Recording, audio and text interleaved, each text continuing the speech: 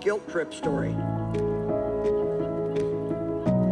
I had not really planned on taking a trip this time of the year, and yet I found myself packing rather hurriedly. The trip was going to be unpleasant, and I knew that in advance, that no real good would come of it. You see, I'm talking about my annual guilt trip. I got tickets to fly there on I Wish I Had Airlines.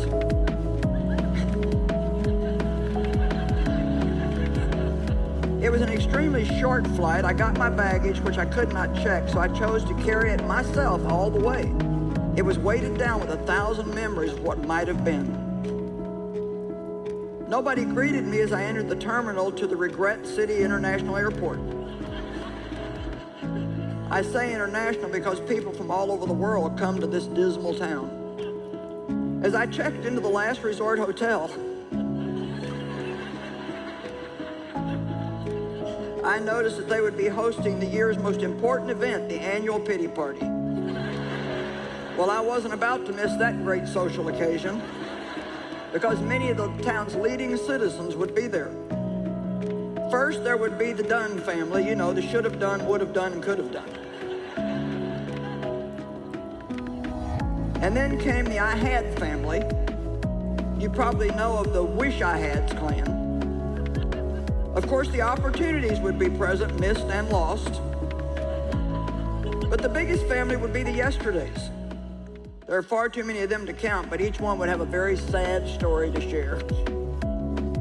Then Shattered Dreams would surely make an appearance. And It's Their Fault would regale us with stories and excuses of how things had failed in their life. And each story would be loudly applauded by Don't Blame Me, and I couldn't help it.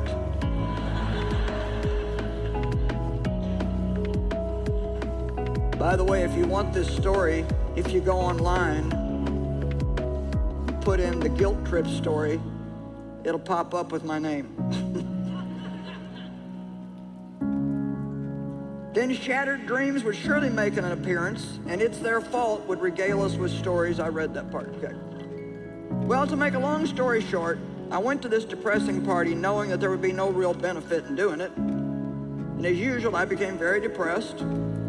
But as I thought about all the stories of failures brought back from the past, it occurred to me that all of this trip and subsequent pity parties could be canceled by me.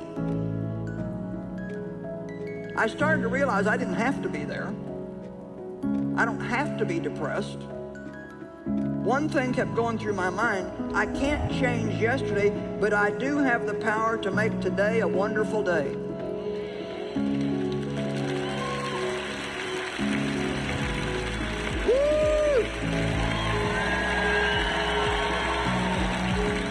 I can't change yesterday, but I do have the power to make today a wonderful day.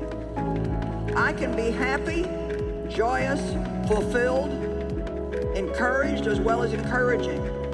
Knowing this, I left the city of regret immediately, and I left no forwarding address. Am I sorry for the mistakes I made in the past? Yes. But there is no physical way to undo them. So if you're planning a trip to the city of regret, please cancel all your reservations now, and instead take a trip to a place called Starting Again. I liked it so much that I've now taken up permanent residence there. My neighbors are the I Forgive Myselfs and the New Starts.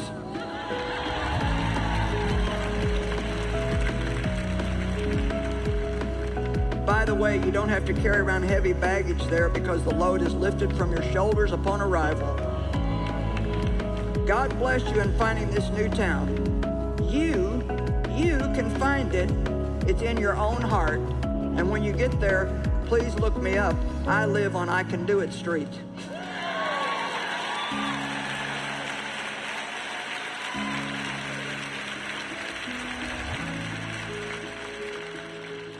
Now, don't be afraid to take that step of faith and say, could this really be for me?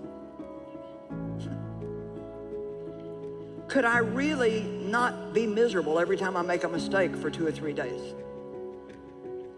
Could I really just ask for and receive forgiveness and then just go on. Surely I got to be miserable for a while. Not really, not if you really believe that the blood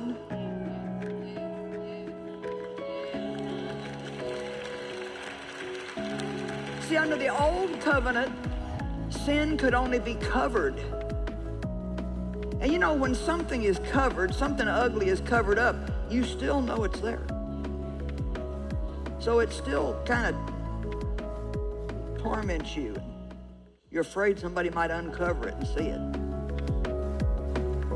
But under the new covenant, sin is no longer covered up. It is removed. It is washed completely away.